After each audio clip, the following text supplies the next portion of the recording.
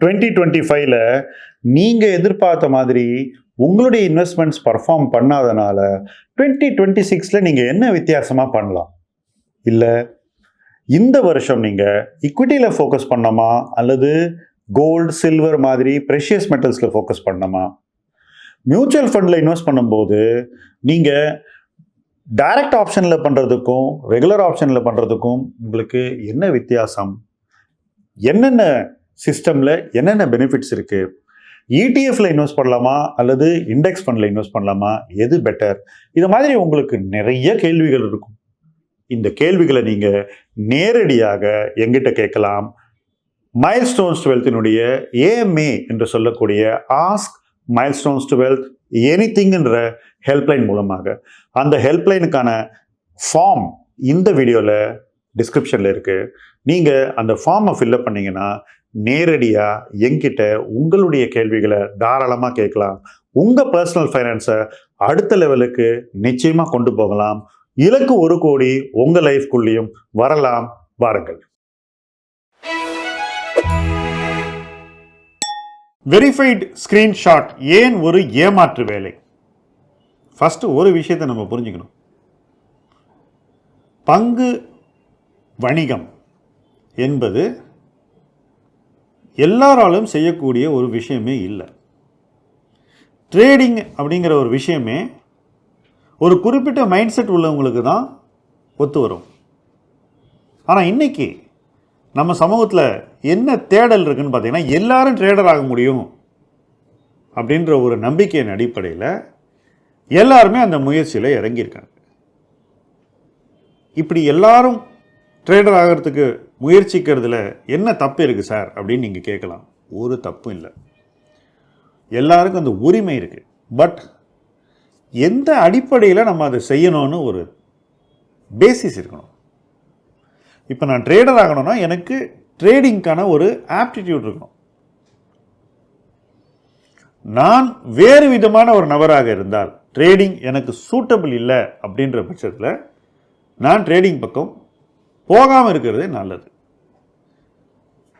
இப்படிப்பட்ட ஒரு அசஸ்மெண்ட்டை ஒவ்வொருத்தரும் பண்ணணும். நம்மளுடைய இயல்பு என்ன, நம்மளுடைய குணம் என்ன, நாம் எப்படி முடிவுகளை எடுக்கிறோம், நம்மளால் அடிக்கடி முடிவுகளை மாற்றிக்கிட்டே இருக்க முடியுமா, நம்மளால் அதிரடியான நடவடிக்கைகளை எளிதில் எடுக்க முடியுமா, அப்படி எடுத்த நடவடிக்கையை ரிவர்ஸ் பண்ண முடியுமா, இதெல்லாம் நம்மளுடைய இயல்புக்கு சார்ந்ததா, இதெல்லாம் யோசிக்கணும்.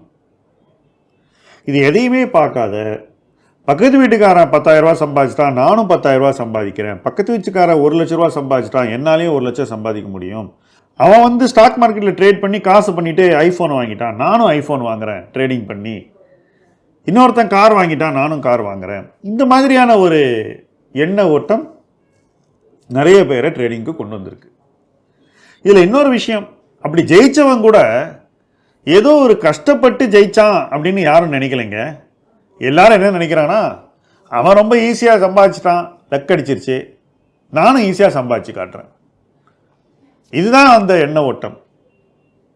சரி, அவன் ஈஸியாக சம்பாதிச்சிட்டான்னு எதை வச்சு சொல்கிறீங்க அப்படின்னு கேட்டாக்கா, அவன் டெய்லி ட்விட்டரில் ஸ்க்ரீன்ஷாட் போட்டுட்ருக்கான் பாருங்க அப்படின்னு சொல்லுவாங்க. எவ்வளோ சம்பாதிச்சிருக்கேன்னு ட்விட்டரில் சொல்கிறான் பாருங்க அப்படின்னு சொல்லுவான். இதில் என்ன வேடிக்கைன்னா, இப்படி சொல்கிறவன் முக்கால்வாசி பேருக்கு வீட்டில் இருக்கிறவங்களுக்கு அவன் என்ன சம்பாதிக்கிறான்னு சொல்ல தயக்கம். ஆனால் எவனோ ஒருத்தன் ட்விட்டரில் சொன்னதை இங்கே நம்மள்ட்ட சொல்லிட்டு இருப்பான். சரி, அவன் சொல்கிறான் நான் எவ்வளோ சம்பாதிச்சிட்டேன்னு, இது உண்மையா அப்படின்ற ஒரு கேள்வியை ட்விட்டர்லேயே பலர் எழுப்பினாங்க. ஏன்னா சில பேர் பொய் சொல்கிறாங்க அப்படின்னு ட்விட்டரில் அவங்கள கேள்வி கேட்க நினைக்கிற பல பேர் சர்ச்சையை கிளப்பினாங்க. இந்த சர்ச்சையின் அடிப்படையில் இந்த 2 கோஷ்டிகளுக்கு நடுவில் ஒரு கோஷ்டி பூசல் வந்துருச்சு. நம்ம ஊர் அரசியல் கட்சி மாதிரி ஃபேக்ஷன்ஸ். ஒரு செட்டு நான் சம்பாதிச்சேன்னு சொல்கிறான், இன்னொரு செட்டு நீ சம்பாதிக்கிற புழுகிறேன்னு சொல்கிறான். இந்த சர்ச்சைக்கு நடுவில் ஒருத்தன் குட்டையை குழப்பறதுக்கு வரான். அவன் என்ன சொல்கிறான்னா, ஓகே இவன் சொல்கிறது உண்மையாங்கிறத நான் வெரிஃபை பண்ணி இன்னொருத்தனுக்கு சொல்கிறேன் அப்படின்னு. ஃபர்ஸ்ட் ஆஃப் ஆல், அடிப்படையில் லாபம் சம்பாதிப்பதும் சம்பாதிக்காமல் இருப்பதும் தனிநபர் சார்ந்த ஒரு விஷயம். இதை பொதுமைப்படுத்த வேண்டிய அவசியமே இல்லை, பொதுவெளியில் வெளியிட வேண்டிய அவசியமே இல்லை. அப்படி ஒருத்த பொதுவெளியில் நான் இன்னைக்கு இவ்வளோ சம்பாதிச்சேன்னு டெய்லி சொல்கிறான்னா, அவனுக்கு அதிலிருந்து வேற ஏதோ ஒரு மிகப்பெரிய விஷயத்த ஆதாயமாக ஈட்ட வேண்டிய நோக்கம் இருக்குன்றதான் அடிப்படை. அந்த அடிப்படையை கொஸ்டின் பண்ண நியாயமா என்ன பண்ணியிருக்கணும்? இப்படி பண்றது தப்புன்னு சொல்லியிருக்கணும் மற்றவங்களுக்கு. ஆமா, அதை சொல்லலை. இவன் புழுகிறான், இவனை நம்பாத, என்ன நம்பு அப்படிங்கிறான். இவ்வளவுதான் இவங்களுக்குள்ள இந்த கோஷ்டி பூசல். இந்த கோஷ்டி பூசல்ல குளிர்காய நினைச்சவன் தான் இதை நான் வெரிஃபை பண்ணி சொல்றேன்றவன். சரி, இவன் அப்படி சொல்றான்னு பார்த்தாக்கா இவனோட இன்னொருத்தன் டைப் பண்றான். அவன் யாருன்னா கசினோ ஓனர். உங்களுக்கு சூதாடணும், என் இடத்துல வந்து நீங்க சூதாடணும். என் இடத்துல வந்து நீங்க சூதாடணும்னா உங்களை இன்னும் நிறைய பேர் டெம்ப் பண்ணி சதுரங்க வேட்டையாடணும். அவனுங்க பொழப்பு கிடக்கூடாது.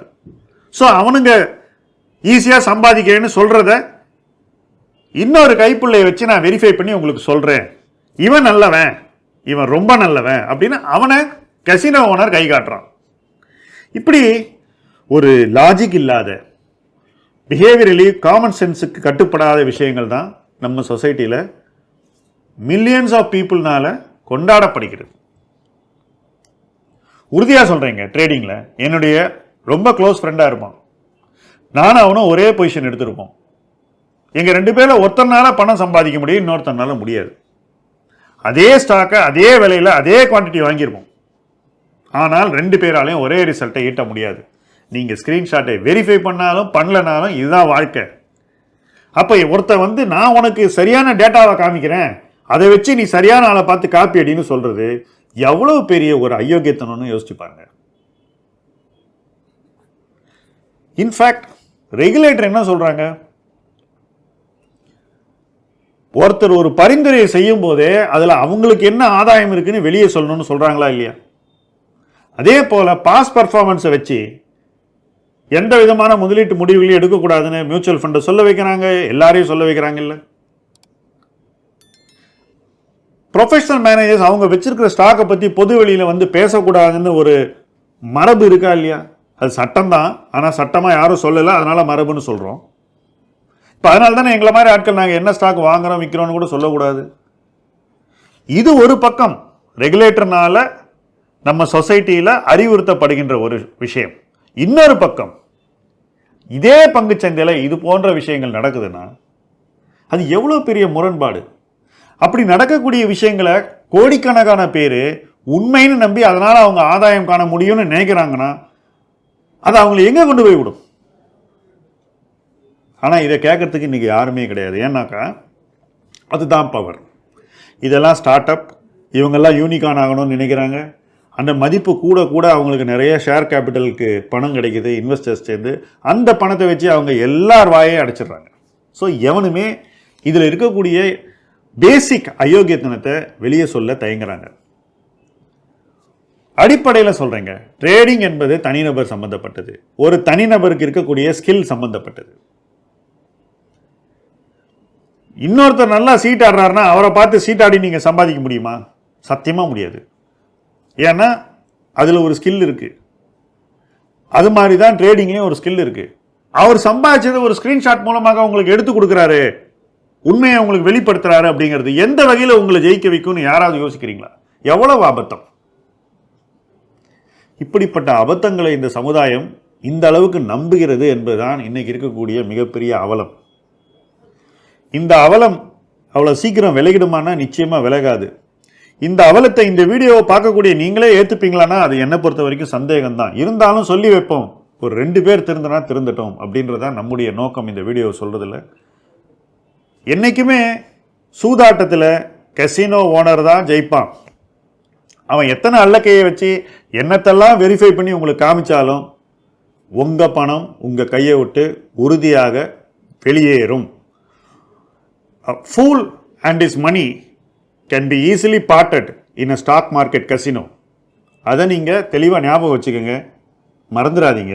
ஏன்னா ஞாபகம் வச்சுக்கிட்டா நாளைக்கு இதை செய்யலான்னு உங்களுக்கு டெம்டேஷன் வரும்போது ஒரு சில நொடிகள் சுதாரிப்பீங்க. அந்த சில நொடிகள் உங்களையும் உங்கள் பணத்தையும் காப்பாற்றும் என்று நம்புகிறேன். அப்படிப்பட்ட ஒரு விஷயம் நடந்தால் அதை விட இந்த களத்திற்கு எந்த மகிழ்ச்சியும் பெரிதல்ல.